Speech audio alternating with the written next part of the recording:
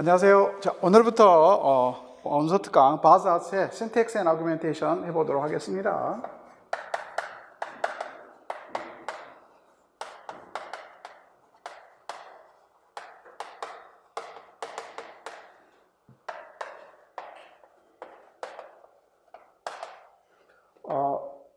지금 여러분에게는 4th 에디션이나 혹은 5th 에디션을 가지면 아마 거의 같을 거예요. 근데 3판도 저는 이 책을 갖고 있는데 3판도 거의 비슷해요. 3판은 4판과 5판하고 차이점이 뭐냐면 챕터 10이 삽입이 됐어요. 챕터 10이 삽입이 되고 하나씩 밀렸어요. 그래서 여러분이 혹시 2판이나 3판을 갖고 계신 분들 보면 챕터 9가 무브먼트인데 거기까지 똑같아요. 거기까지 똑같고요. 챕터 10에 3판이나 2판의 경우에는 Syntactic Argumentation이라고 되어 있는데 이게 챕터 11로 밀리고 그 사이에 챕터 10에 Tense and Aspect가 들어갔어요. Tense and Aspect 여기 들어갔어요. 여기 새롭게 추가됐습니다. 추가되고 나머지 하나씩 다 밀렸어요. 그래서 옛날 책 3판이나 2판을 갖고 계신 분들은 챕터 10이 챕터 11로 바뀌었고요.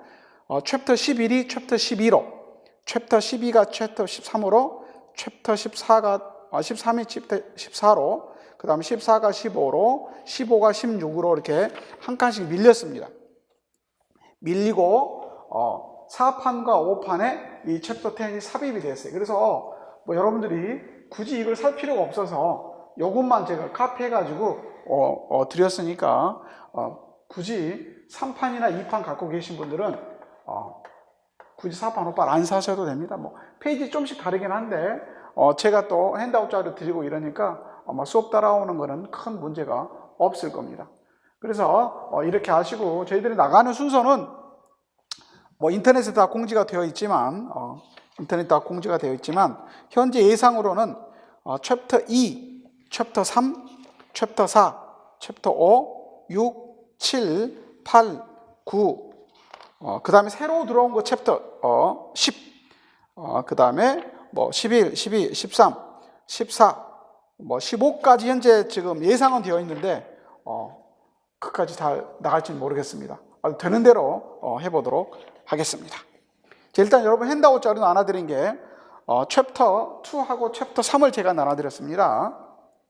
챕터 2 펑션, 그 다음 챕터 3의 폼 이렇게 나눠드렸거든요. 그래서 이것을 여러분이 가지고 핸드아웃 자료 중심으로 하고 혹시 이그젠플의 핸드아웃 자료 없으면 책을 보도록 하겠습니다. 그렇게 해서 나가도록 하겠습니다. 그래서 먼저 펑션과 이 폼에 대해서 한번 여러분이 살펴보도록 하겠습니다. 여러분 나누어진 자료에 제가 챕터 3 두 번째 거 있잖아요. 챕터 3 폼의 자료를 한번 보시면 거기 페이지 2페이지를 한번 보도록 하겠습니다. 오늘 제가 자료 여러 개 나눠드렸는데 그 중에 바즈아츠의 Syntax and Argumentation 자료 중에서 챕터 3이라고 해서 챕터 3에 보시면 거기 word classes and phrases라고 되어 있죠. 제일 처음에 챕터 3 폼에 거기에 2페이지 보시면 제가 이렇게 박스로 그려놓은 게 하나 있습니다. 그걸 한번 보도록 하겠습니다. 자, 거기 보시면 John kill a tiger 이렇게 되어 있고요. A tiger was killed by John 이렇게 되어 있습니다. 여러분 그릴 필요 없어요. 여러분 책 자료에 다 있습니다. 이렇게 보시면 여기 이제 첫 번째 폼이라고 되어 폼이라고 되어 있고요. 두 번째 펑션이라고 되어 있어요. 펑션. 그리고 이제 밑에 가로 열고 syntactic role 이렇게 되어 있습니다. 똑같은 말이면서 펑션과 syntactic role은 똑같은 이야기가 되겠습니다. 그 다음 세 번째 semantic role이라고 되어 있습니다.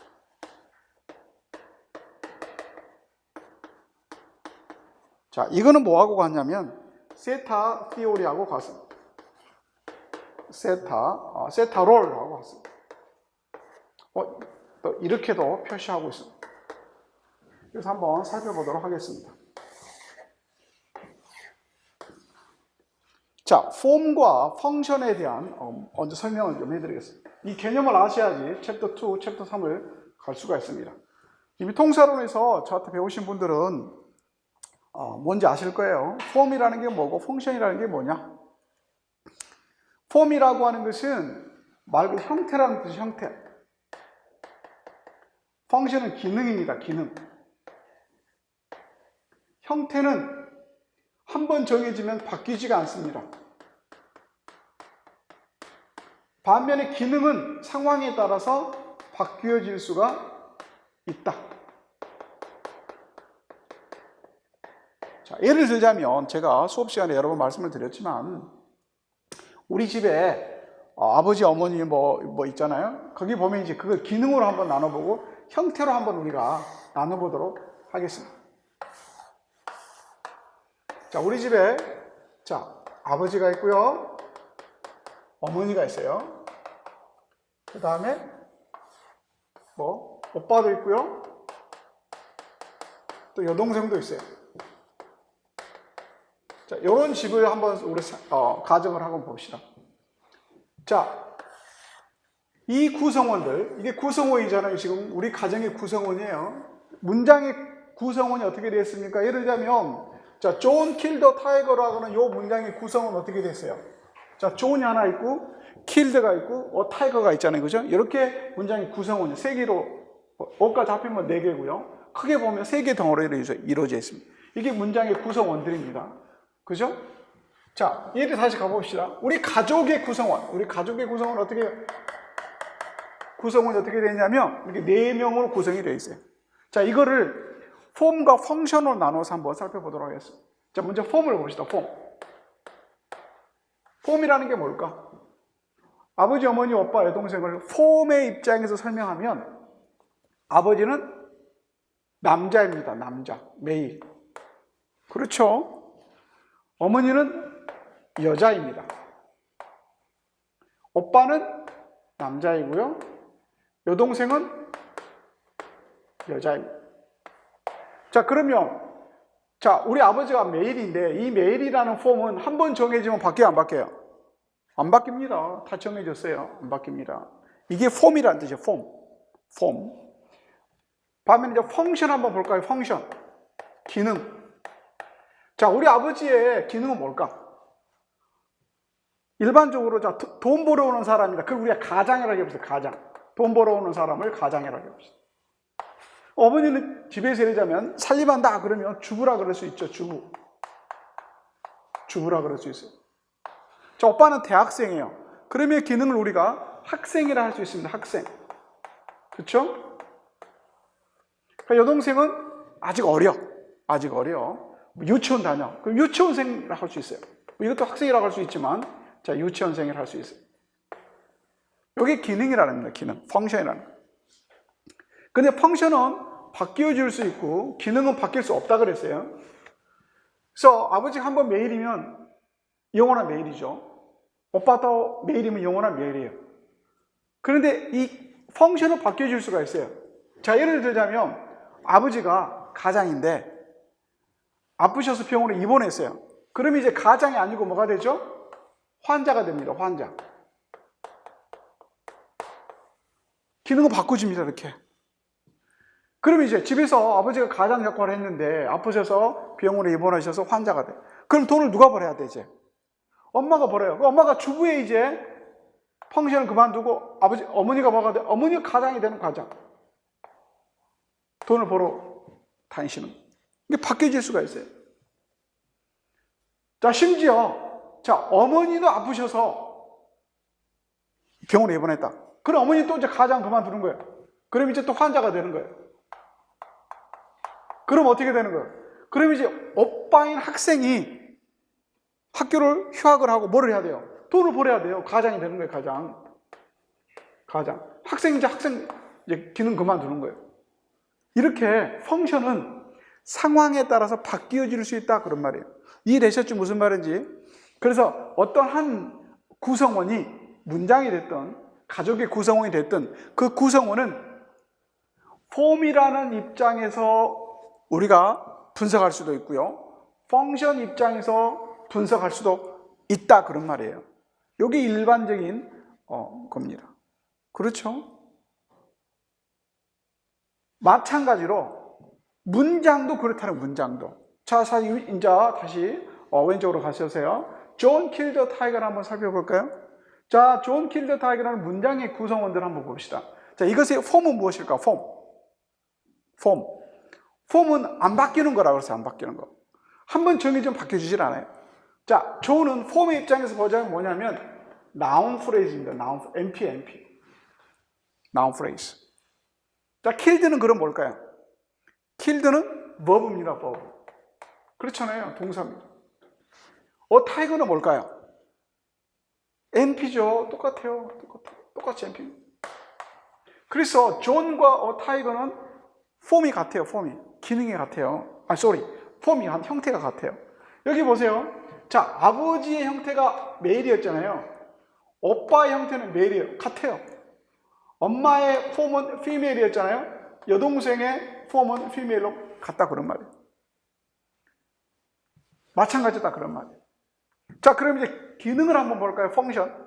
이게 이 문장이라는 이 어떤 그 속에서 존은 무슨 역할을 하냐?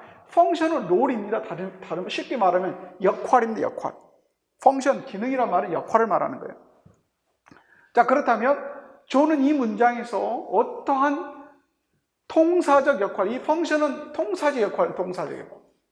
이 통사적 역할과 의미적 역할은 달라지거든요. 자, 통사적 역할은 뭐냐면 주어, 동사, 목적 그런 거 있잖아요. 그걸 말하는 거예요. 자, 존은 어떤 통사적 역할, 즉 펑션 역할을 해요? subject 역할을 하죠. 타이거는 무슨 역할을 해요? object. killed는 무슨 역할을 해요? 자, 우리가 보통 주어 동사라고 그러는데 주어 동사는 사실 적절한 표현이 아니에요. 잘 보세요. 주어라고 우리가 불렀을 때 이 주어는 누구의 이름이에요? 펑션의 이름이에요. 펑션. 그죠? 동사는 뭐죠? 동사. 이거 동사라고 그러잖아요. 동사는 무슨 이름이에요? 폼의 이름이에요. 근데 존 킬드를 우리가 분석하면서 기준을 왔다 갔다 하고 말한다. 지금 이게 무슨 소리냐면 이런 소리 하는 거예요. 우리 집은 가장인 아버지와 여성인 어머니가 있다. 말 이상한 거예요. 우리 집은 남자가 있고 학생이 있다. 그건 뭔 소리인지 알아먹을 수가 없어요. 기준을 정하면 폼의 기준을 정해서 말하면 일관되게 폼으로 말해야 돼요. 우리 집은 남자 둘과 여자 둘로 되어 있다. 이렇게 말을 해야 되지. 우리 집은 남자하고 주부하고 여자하고 유치원생이 있다. 이게 뭔 소리인지 알아먹을 수가 없어요. 일관되게 말을 해야 된다는 거예요. 기준을 딱 정하면. 우리 집은 남자 둘과 여자 둘이 있다. 그런 폼의 입장에서 말하는 거예요. 그 다음에 펑션 입장에서 말하면 어떻게 될까요? 우리 집은 가장과 주부와 학생 둘로 이루어져 있다. 이렇게 말해야지 알아먹는 거예요. 그래서 섞어서 말하면 돼요? 안 돼요? 안 된다 그런 말이에요. 그런데 우리가 학교에서 너무나 자연스럽게 폼과 펑션을 섞어서 말을 해요. 즉 문장을 설명할 때 주어 동사라 그래요. 주어 동사라고 하면 절대로 안 돼요. 주어, 수로 이렇게 말해요. 수로라 그래요. 주어, 수로. 그래서 killed는 predicator를 합니다. predicator. 술어라 그러면 술로. 우리는 또 predicate, 술부란 말도 배웠죠. 술부는 뭐냐면 주어를 제외한 나머지, 즉 동사 이하 전체를 우리가 술부라 그래요. 술부를 영어로 predicate이라고 그래요. predicate. 이렇게 말을 합니다. predicate, 술부 이렇게 말합니다. 그리고 폼도 묶어서 동사하고 목적어를 이렇게 묶어서 뭐라 그래요? VP 이렇게 말해요. VP 이렇게. 말합니다. 이해되셨죠? 자, 그럼 오른쪽으로 가볼까요? 오른쪽은 이 왼쪽 문장을 수동태한 겁니다. 수동태. 자, 수동태를 했더니 a tiger라고 하는 것은 폼이 NP죠. 이거는 역시 verb입니다. 이건 뭐예요? 여기 P고 여기는 NP. 자세히 보시면 이 존이라든가 killed라든가 a tiger는 능동태에서 수동태로 바뀌었을 때 폼이 바뀝니까? 안 바뀝니까? 안 바뀝니다. 안 바뀝니다. 반면에 펑션을 볼까요? 펑션. 존은 능동태일 때는 펑션이 뭐였어요? 서브젝트였어요. 서브젝트. 근데 수동태가 되면 뭘로 바뀌어버리죠? 전치사의 오브젝트로 바뀝니다. P의 오브젝트로 바뀝니다. P의 오브젝트. 그렇죠? 그리고 오타이거는 능동태에서는 오브젝트였어요. 그런데 수동태가 되니까 펑션이 뭘로 바뀌어요? 서브젝트로 바뀝니다. 이렇게. 그래서 펑션은 제가 뭐라 그랬어요? 기능은 바뀌어질 수가 있어요. 상황에 따라서. 수동태가 능동태가 수동태가 되면 상황이 바뀌는 거잖아요. 자, 여기도 뭐예요? 우리 집 상황이 바뀌어요. 아버지 회사가 안 된다든가, 아버지가 아프시다든가, 그러면 상황이 바뀌어요. 상황이 바뀌면 펑션들이 바뀌어지는 거예요. 이렇게 바뀌어지는 거예요.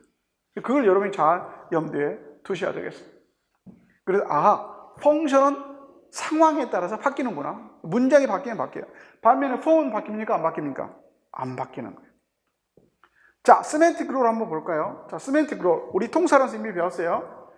이 문장에서 NP가 어떤 역할을 하는가? 세맨틱 롤은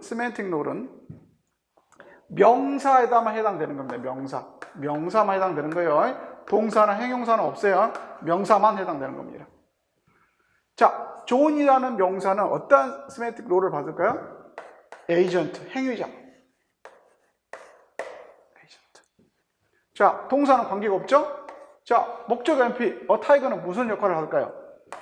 patient, 행위에 영향을 받는 역할을 하는 거죠. patient는 어떤 동사의 행위에 영향을 받는, killing이라는 영향을 받잖아요.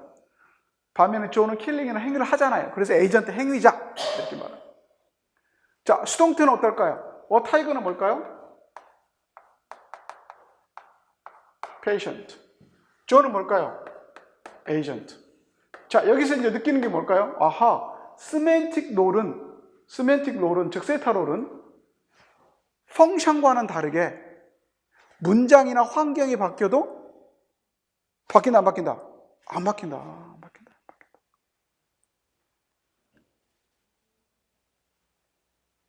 그래서 이 세 가지의 기능의 차를 여러분께서 잘 알아두셔야 되겠습니다. 그래서 챕터 2는 무엇에 관한 공부예요? 폼. 이게 챕터 2입니다. 이게 챕터 2. 이거는 뭐예요? 챕터 3. 그래서 챕터 2는 무슨 이야기 하겠어요? NP, verb, NP 이런 이야기 하는 거죠. 쉽게 말하면 폼은 중고등학교 때 용어로 말하면 이건 뭘까요? 품사예요, 품사. 쉽게 말하면 품사에 대해서 이야기하는 거예요.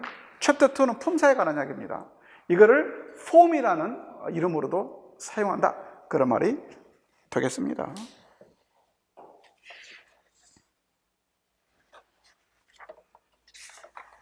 그렇죠? 자, 그렇다면 이제 순서를 바꿨네. 펑션이 챕터 2고요. 펑션이 챕터 2고 여기 챕터 3입니다. 폼이 챕터 3입니다. 자, 그러면 챕터 2 펑션으로 가보도록 하겠습니다. 여러분 핸드아웃자를 보도록 하겠습니다. 핸드아웃자로 페이지에 subject and predicate. 자, 펑션이니까 무슨 이야기가 되겠어요? 펑션을 이야기하니까 문장에서 펑션들이 몇 가지가 있을까요? subject라든가 predicate라든가 object라든가 predict 이런 이야기가 나오는 거예요. 이런 걸 공부한다 그런 말이에요. 이런 걸 공부하는 이게 바로 챕터 2예요.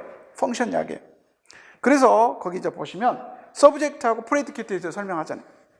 그럼 subject라는 게 뭐냐 이거죠. subject가 뭘까? 되게 막연하게 우리가 가지고 있잖아요. subject의 정의를 정확하게 해보자. 지금 이게 이 챕터의 이야기예요. 그래서 1번 보면 the cat devoured the rat. 2번 the rat devoured the cat. 자, 여기서 보면 1번에 보면 the cat이 주어이고 the rat이 목적어이고 devoured는 뭐겠어? predicator가 되겠죠. 2번은 바뀌어진 거잖아요. rat이 반대로 주어고 the cat은 목적어가 되겠습니다. 오브젝트가 되겠습니다.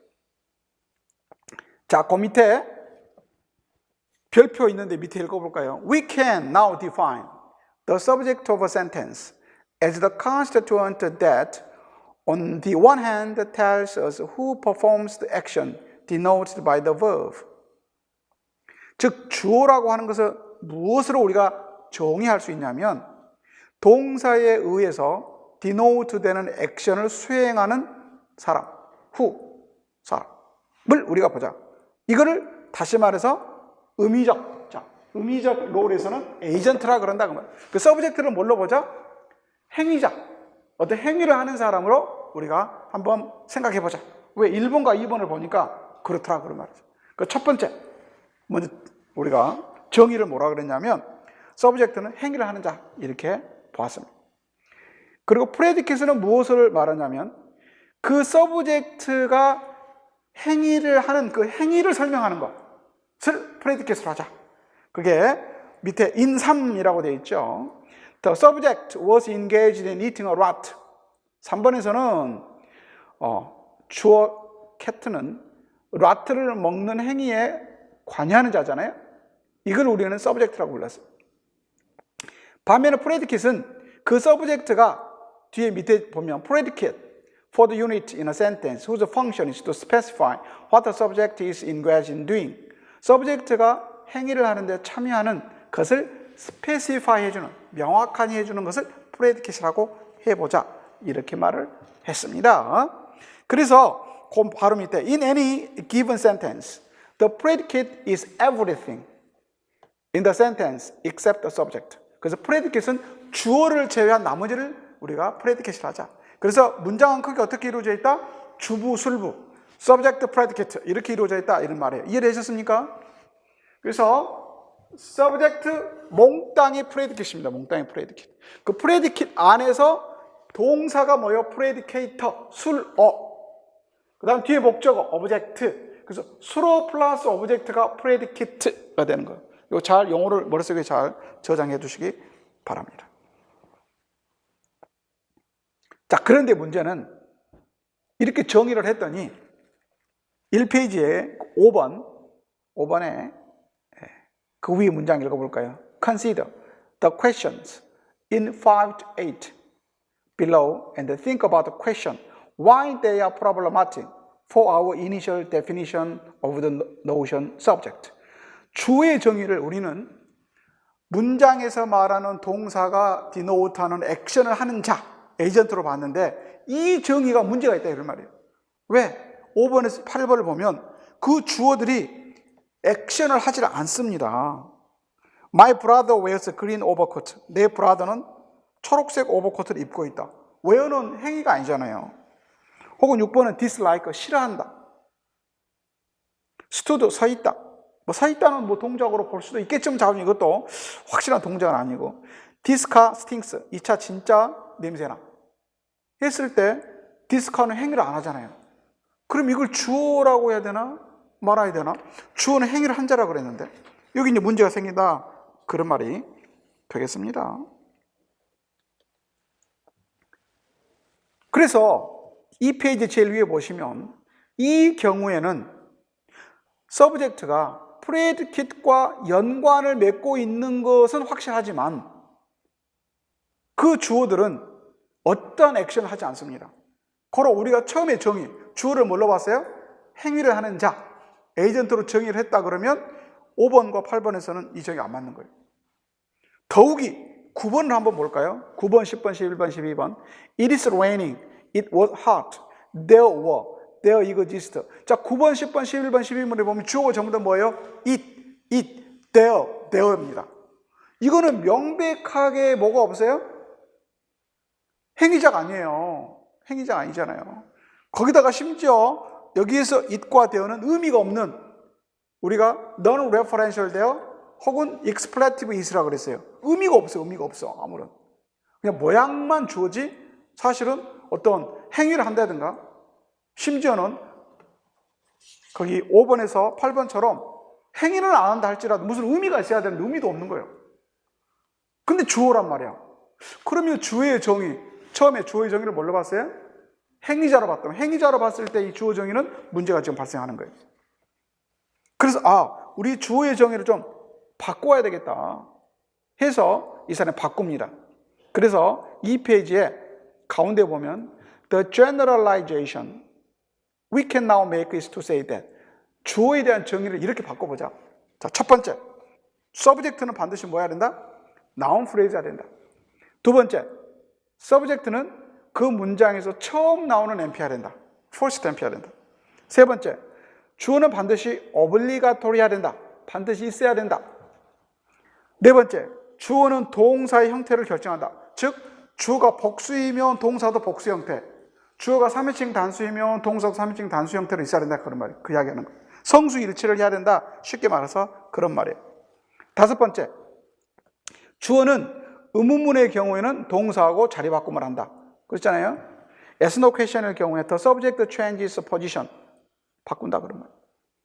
자, 이것을 가지고 우리가 이제 정의를 한번 내려보면 23, 24, 27, 28번을 우리가 주어라고 이제 찾아낼 수 있는 거예요. 23번에 주어는 the teacher, 24번에 주어는 the kids겠죠. 자, 주어의 정의 보니까 뭐예요? 예전에는 주어의 정의를 뭘로 봤어요?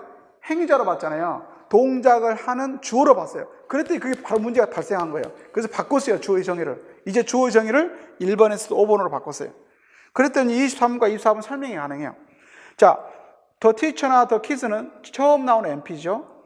obligatory죠. 이게 빠지면 영어로 말이 안 돼요. 그 다음에 주어 동사하고 일치를 하죠. teacher는 3인칭 다수니까 is, the kids는 복수니까 have. 딱 떨어지는 거잖아요. 그죠? 그 다음에 5번. 의문문의 경우에는 요놈들과 주어 동사가 자리 바꿈을 하더라는 거지. 그래서 27번과 28번을 볼까요? Is this teacher a genius? Have the kids arrived safely? 이렇게 딱 자리 바꿈을 하는 게 주어하고 동사가 바꾸는 거예요. 이것으로 보아서 주어는 NP해야 되고 처음 나오는 NP해야 되고 obligatory해야 되고 동사 일치를 해야 되고 의문문의 경우는 위치를 바꾸는 거다 라고 이제 우리가 말을 했어요. 자, 첫 번째는 주어의 정의를 우리가 뭘 가지고 있어요? 의미적으로 정했어요. 의미적으로. 즉 어떤 행위를 하는 자 이렇게 잖아요. 행위를 하는 자. 이건 의미예요. 의미. 써 있잖아요. 세멘틱 롤. 에이전트는 세멘틱 롤. 의미적으로 정한 거예요. 근데 그 두 번째 이 페이지에 1번에서부터 5번까지 이렇게 정한 것은 그 뭐예요? 통사적으로 정한 통사적으로 정한 겁니다. 자, 그런데 주어의 정의를 하나 더 넣자. 이것만 갖고는 안 된다 그런 말이죠. 그럼 왜 그러냐면 뒤에 나옵니다. 6번. 이 페이지 6번 제일 밑에 보면 주어는 반드시 태그 퀘스천에서 나와야 된다. 이렇게 했어요. 그래서 31번 한번 볼까요? This teacher is a genius, isn't she? 혹은 남자면 isn't he 되겠죠. 32번 The kids have arrived safely, haven't they? 이렇게 했어요. 이해됐습니까? 그래서 이제 정의를 그 밑에 보면 My brother 35번 밑에 보면 6개로 정의를 했죠. 주어는 noun phrase해야 되고 문장이 처음 나와야 되고 obligatory해야 되고 동사하고 성수 일치를 해야 되고 의문문에서는 주어 동사하고 순서를 바꾸고 그 다음에 태그 퀘스천에서는 주어가 태그에 나와야 되고 이 6가지가 나오는 겁니다. 이해됐습니까? 자, 이게 이제 무엇을 설명할 수 있냐면 이 페이지에 9번, 10번, 11번, 12번을 설명할 수 있습니다. 자, 9번, 10번, 11번, 12번은 주어가 it, there죠. 근데 이것들은 문제가 뭐냐면 1번에서 subjects are usually noun phrase라고 그랬는데 9번, 10번의 it은 noun phrase라고 볼 수 있죠. 그죠? 문제는 11번, 12번입니다. there는 NP입니까? 아닙니까? NP가 아니에요. 우리 유도 부사라고 그러잖아. 부사. 근데 이걸 주어의 정의에게 맞아요? 틀려요? 안 맞아요. 머리 아프잖아요. 그죠? 어떻게 그러면 대어를 우리가 주어라고 인정할 수 있을까? 그 다음 대어하고 거기 보면 동사하고 일치도 안 해요. 11번에 보면 there were, 12번에 보면 there exist. 이때 were나 exist가 복수 형태로 되어 있는데 그건 대어 때문에 그렇습니까? 뭐 때문에 그래요? 뒤에 three lions라든가 ways 때문에 그런 거예요. 그러니까 주어의 원래 정의는 뭐였죠? 동사하고 성수 일치를 하라 그랬죠. 근데 여기에 대어는 주어하고 성수 일치를 하지 않아요. 그런데도 주어로 우리가 간주해야 될까요? 자, NP도 아니야. 성수 일치도 안 해. 의미도 없어. 근데 주어로 해야 될까요? 이걸 주어라고 주장하는 사람들의 가장 큰 에비던스가 뭘까요? 바로 태그 퀘션입니다. 태그 퀘션.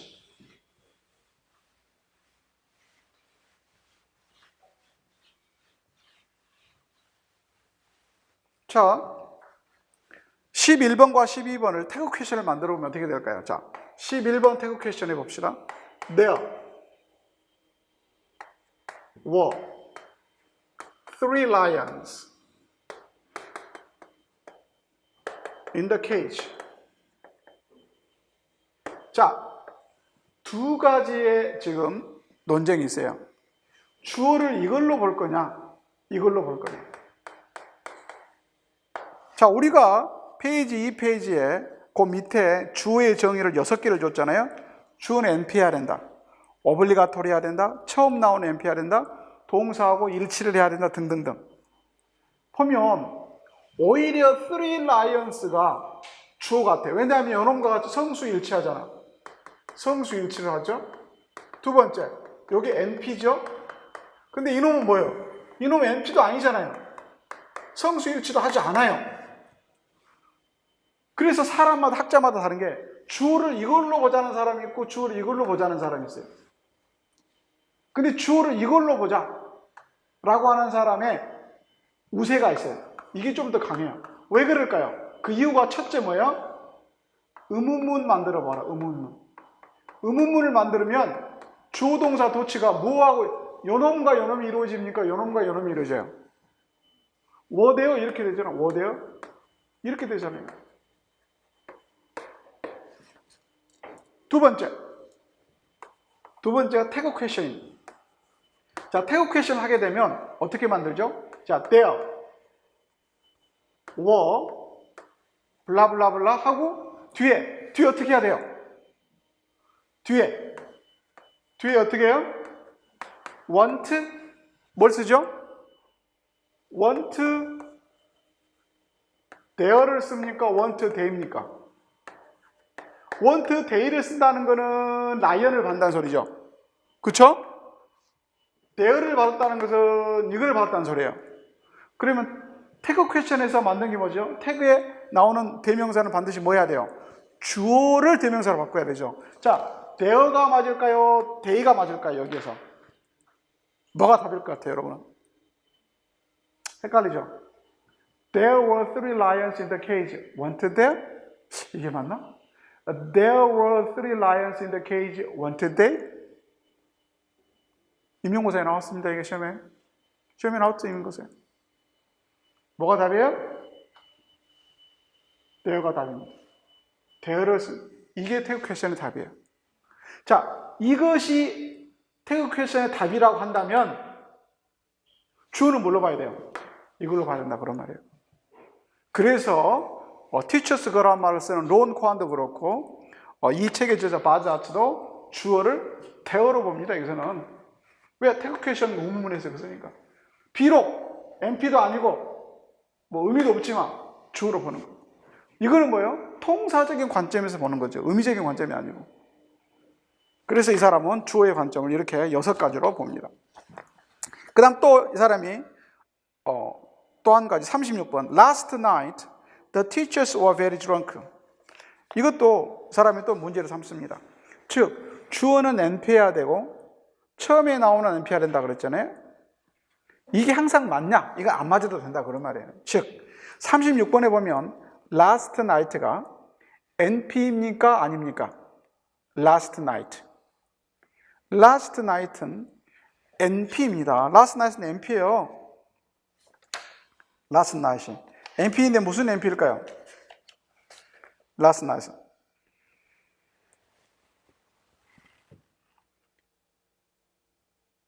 우리가 알고 있는 주어나 목적어의 NP가 아니고 adjunct NP라 그랬습니다. 이런 거 보고 adjunct NP, adjunct NP. 나중에 배웁니다. adjunct NP. 자, 그러면 주어의 정의 첫 번째 뭐였죠? first NP였잖아. first NP. first NP가 주어라고 그랬는데 이 경우는 last나 주어가 아니에요. 직관적으로 주어는 the teachers예요. 근데 왜 그러면 first NP가 아니냐? 그래서 주어의 정의를 삼은 첫 번째하고 두 번째. 첫 번째는 NP해야 된다. 두 번째는 처음에 나오는 NP해야 된다. 이거는 항상 맞을 필요가 없어요. 어떻게 그러면 last night이 주어가 아니고 the teachers가 주어라는 것을 알 수 있어요? 그 다음 정의들이죠. 뭐예요? 네 번째에 보면 뭐라고 되어 있어요? 성수일치를 하는 거. 이게 성수일치를 하는 게 워가 last night하고 일치합니까? teachers하고 일치합니까? 그 다음에 의문문 만들어 보세요. 의문문 만들면 어떻게 되죠? Last night, were the teachers very drunk? 이렇게 한단 말이에요. 조동사 도치하는 거. 그 다음 마지막에 뭐를 해보면 될까요? 태그 퀘션. 자, 태그 퀘션 해보면 어떻게 될까요? 마지막에 wasn't it이 맞을까요? want they가 맞을까요? 네? wasn't it이 맞을까요? want they가 맞을까요? want they 이렇게 해야 되는 거예요. 그러면 they가 the teachers를 가리키는 거예요. wasn't it 하면 it은 last night을 가리키고. 이해됐습니까? 그런데 이 문장을 태그 퀘션 해보세요 라고 원어민한테 시키면 100% 다 뭐라 그래요? Last night the teachers were very drunk. weren't they? 이렇게 한다고요. 그러므로 우리가 주어의 정의를 볼 때 처음에 나오는 NP다. 이게 꼭 맞는 정의는 아니에요. 주어를 찾는 것 중에 중요한 정보이긴 하지만 진짜 정보는 이 사람은 어디서 찾아요? 성수일치하느냐, 의문문 만들 때 도치가 되느냐, 태그 퀘션에 나오느냐, 요거를 더 중시하기더라 그런 말이에요. 즉 이거는 통사적 관점인 거예요. 통사적 관점. 그래서 주어의 정의를 이 사람이 바꿨다 이렇게 이해해 두시면 되겠습니다. 그리고 이제 3페이지 가서 보시면 이제 프레디케이터를 설명하고 있습니다. 프레디케이터. 자, 37번 보시면 The cat devoured the rat 이렇게 되어 있잖아요. 이때 서브젝트가 the cat이고요. devoured the rat 전체가 프레디케이터입니다. 38번도 역시 마찬가지입니다. 자, 그렇다면 프레디케이터라고 하는 것은 뭐냐? 3페이지 제일 밑에 핸드아웃 자료 3페이지 제일 밑에 보실까요? We will say that devoured in 37 and 38. 37번과 38번에 그 devoured라고 하는 동사 늘 functions as predicator 수로라고 한다. 그래서 predicator하고 predicate 구분을 잘 해주시기 바랍니다. 핸드아웃 자료 4페이지에 제일 위에 보시면 37에 the cat subject, devoured rat이 predicate, 그 다음에 devoured는 predicator 이렇게 우리가 정의를 하도록 하겠습니다. 자, 그렇다면 우리가 문장에서 펑션을 우리가 정의하는데 이 펑션이 뭐냐? 그래서 subject, object, predicator까지 우리가 공부를 했습니다. 그 다음 direct object. 이 오브젝트도 우리가 두 개가 있다 그랬잖아요. 다이렉트 오브젝트가 있고 뭐가 있어요? 인다이렉트 오브젝트가 있잖아요. 어쨌든 이놈들도 오브젝트로서 펑션이나 펑션. 그렇죠?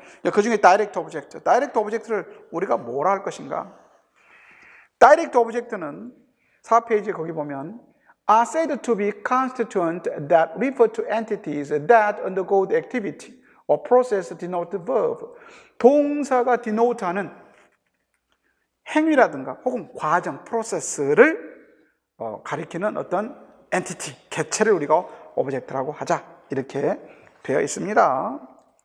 여러분 책에 책 가지고 계신 분들 보시면 페이지 15페이지 혹은 뭐 에디션마다 좀씩 다를 거예요. 15페이지 있는 것도 있고 16페이지 있는 것도 있고 거기 보면 example로 설명하겠습니다. 2.3의 direct object의 39번과 40번을 보시면 His girlfriend bought this computer. 40번 The silly fool broke the teapot. 여기 보시면 the computer라든가 the teapot 이런 것을 우리가 직접 목적어라고 말한다. 이렇게 말할 수가 있겠습니다.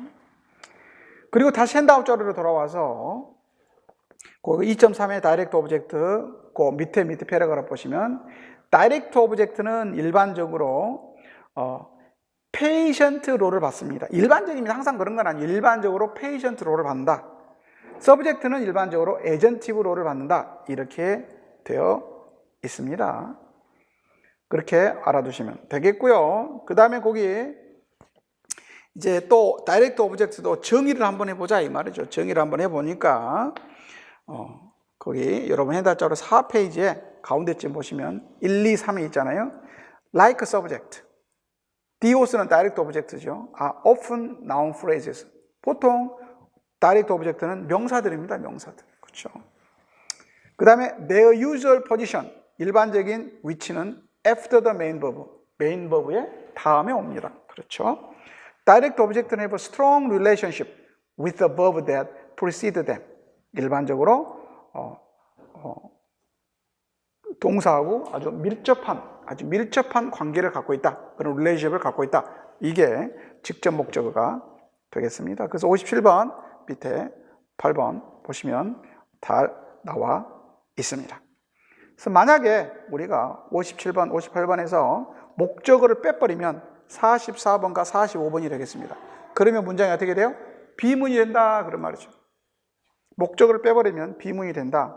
그래서 이런 경우에 이 bolt라든가 broke를 타동사라 그렇습니다. 타동사. 영어로 transitive verb라고 그랬습니다.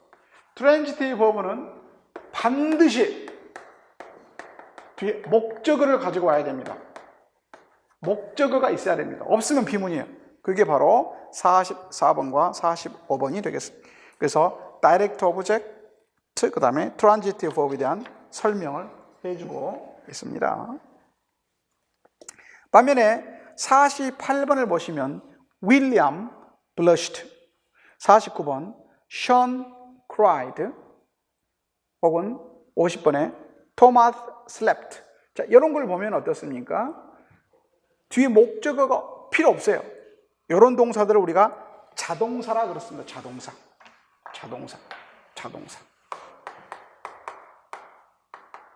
영어로 intransitive verb라고 그렇습니다.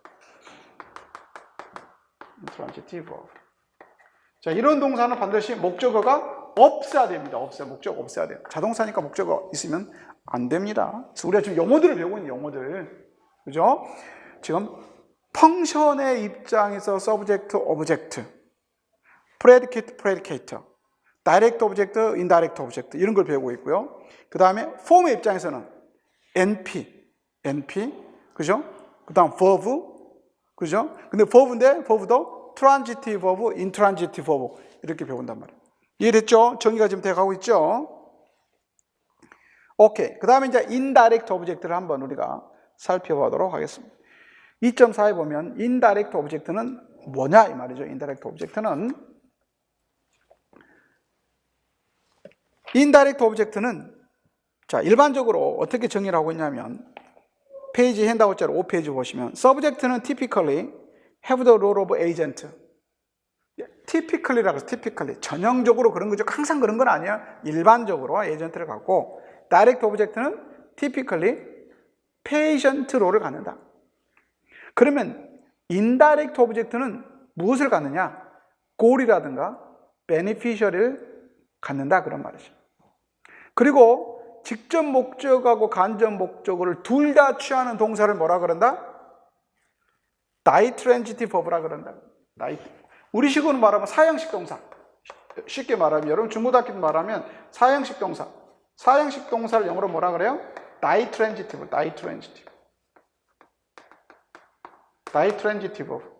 다이트랜지티브 버브란 말은 뭐냐면 목적어가 두 개 나오는 거예요. 목적어가 두 개. 목적어가 두 개. 즉 하나는 직접 목적어, 하나는 간접 목적어. 이걸 갖다가 영어로 다이트랜지티브 버브다. 이렇게 설명을 좀 해주고 있습니다.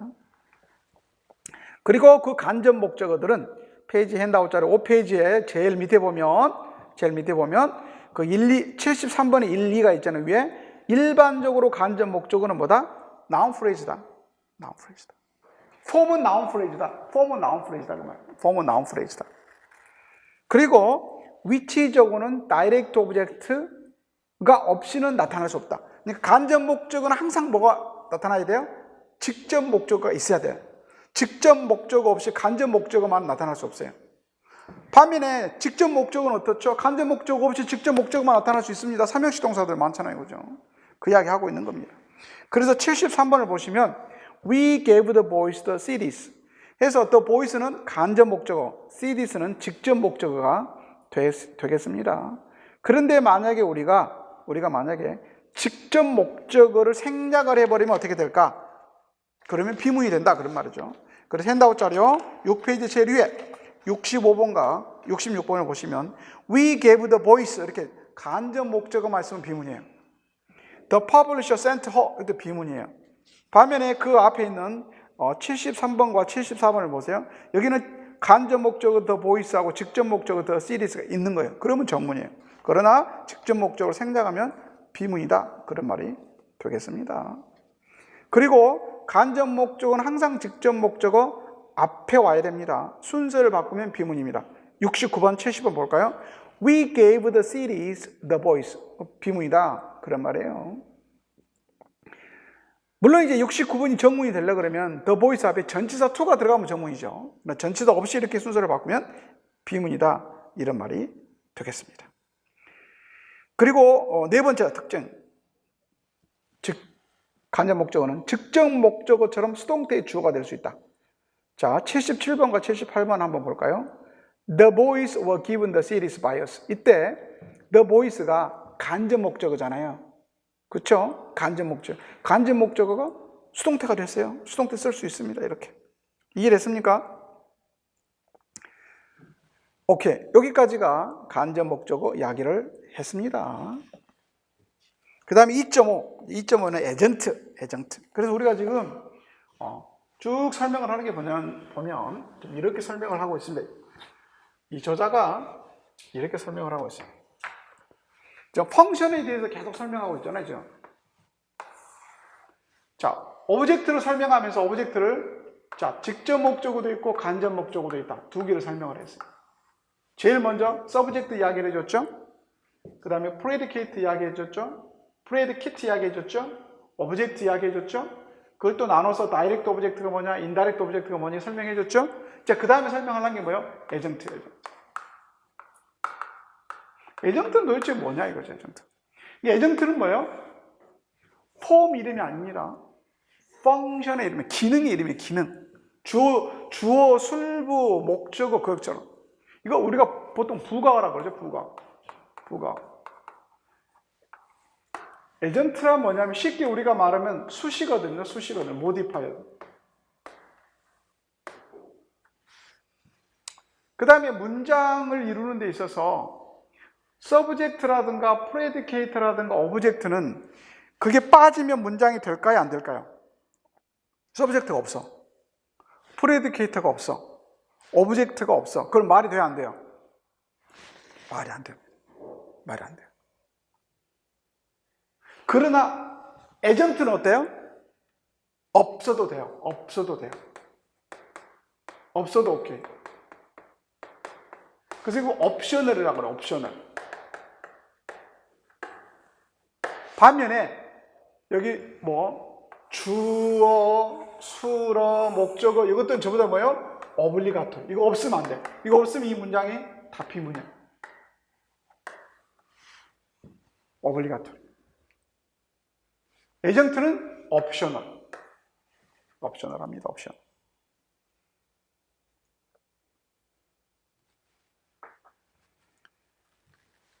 그래서 여러분 85번, 86번, 87번, 88번에 보시면 여기서 에전트가 뭐냐? 이탈릭 체로 되어 있는 suddenly, a long time ago, in London, 혹은 because he can't understand it, 이런 것들을 전부 다 에전트라고 그럽니다. 에전트. 우리가 중고등학교 때 이런 것들 주로 부사라고 배웠죠. 부사, 부사절, 부사류, 이런 것들이 주로 이 옵셔널이라고 그러고 에전트. 그러면 여기서 이제 우리가 부사는 뭐고 에전트는 뭐냐? 이게 여러분이 헷갈렸던 거예요. 이걸 이제 정리를 해드릴게요. 잘 드세요.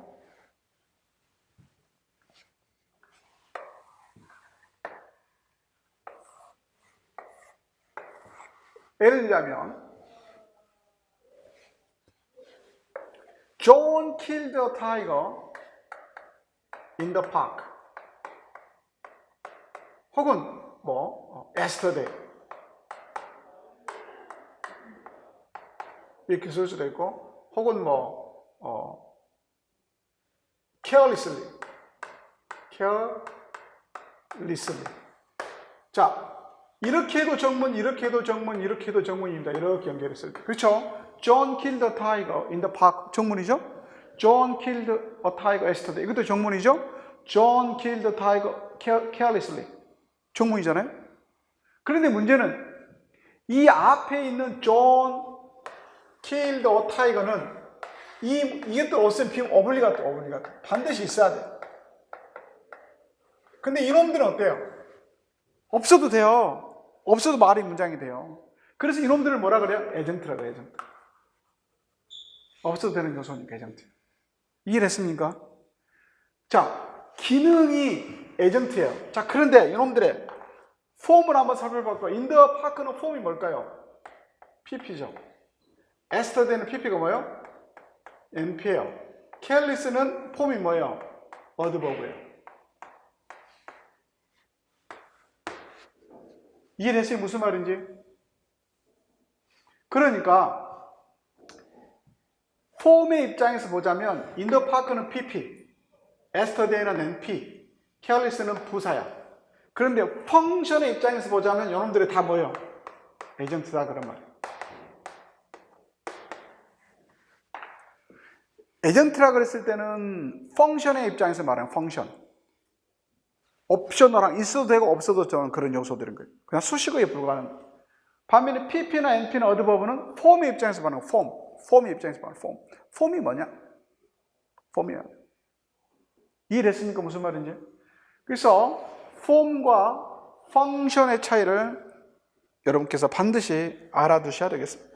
그래서 보통 이 에전트는 핸드아웃 자료 6페이지에 그 88번 밑에 보면 어떠한 기능들을 하냐면 how, when, where, why 이런 것들을 설명해 주는 거예요.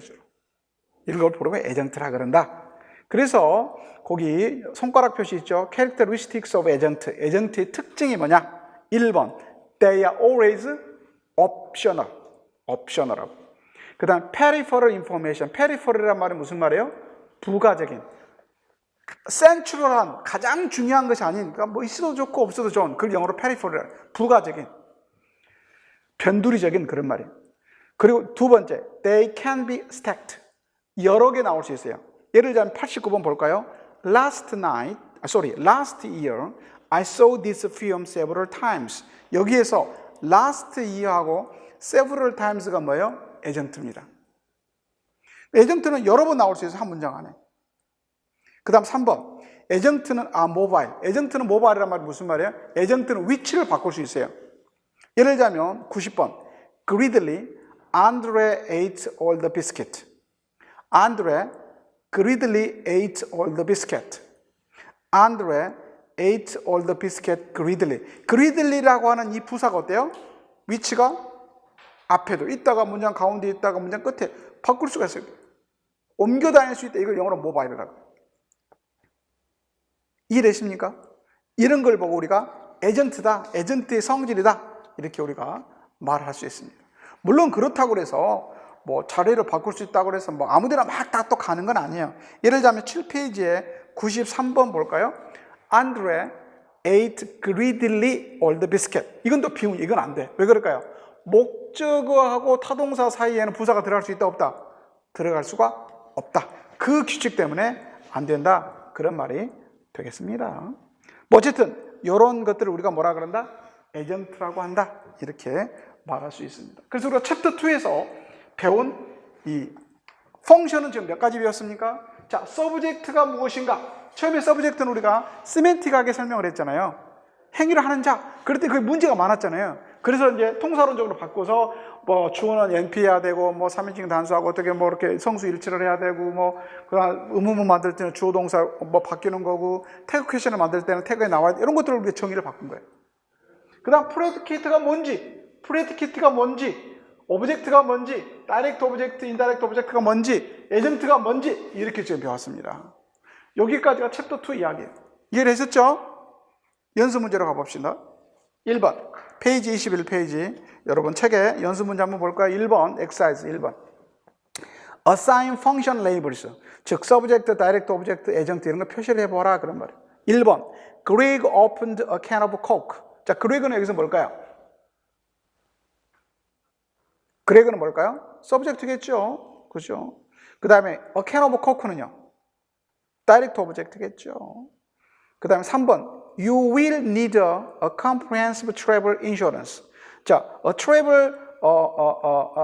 comprehensive travel insurance는 뭘까요? need의 direct object. 그쵸? 그 다음에 5번 Benny worked in a shoe factory when he was a student. 자, worked는 여기서 뭘까요? worked. 펑션이 뭐죠? worked? predicator. 그렇죠. predicator. 그 다음에 when he was a student. when 이 하자는 뭘까요? adjunct. 그렇죠. 이건 adjunct절이죠. adjunct. 그 다음에 마지막 7번. The lecturer from France who talked about Wittgenstein yesterday. 이 전체가 뭘까요? 주어입니다. subject입니다. 전체가 subject NP입니다. lecturer가 주어입니다. 이렇게 한번 해보아라. 그런 말이 되겠습니다. 한번 4번 해볼까요? 4번. True or false? In the sentence, this summer all the students will have vacation jobs in the hometowns 라고 하는 문장에서 1번 subject가 this summer다. 맞습니까? No 아니죠. 주어는 뭘까요? all the student가 주어입니다. 그 다음에 2번 this summer is adjunct. this summer는 adjunct입니까? Yes, 시간을 나타내는 adjunct잖아요. 그죠? 3번 vacation jobs는 간접 목적어입니까? 아니, 간접 목적어이다. 아니죠. 직접 목적어입니다. 직접 목적어. 4번 all the student는 주어다. 예, 맞습니다. 예, 맞죠. in the hometowns는 adjunct다. 예, 맞습니다. adjunct 맞습니다. 그 다음에 vacation jobs는 직접 목적어다. 예, 맞습니다. 이렇게 한번 해보는 거다. 이 말이 되겠습니다. 그 다음에 6번 consider the sentence in 1번 In August, we always go to France. 우리는 8월이면 항상 프랑스에 갑니다. What would you say is the function of the italicized string? 즉, to France의 펑션이 뭘까? 펑션이 뭘 같아요?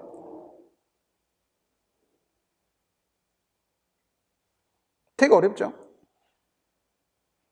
to France를 뭐라 해야 되나? 이 펑션을 뭐라 펑션? 주어냐? 오브젝트냐? 에이전트냐? 뭘로 봐야 될까요? 어렵죠. 어려워.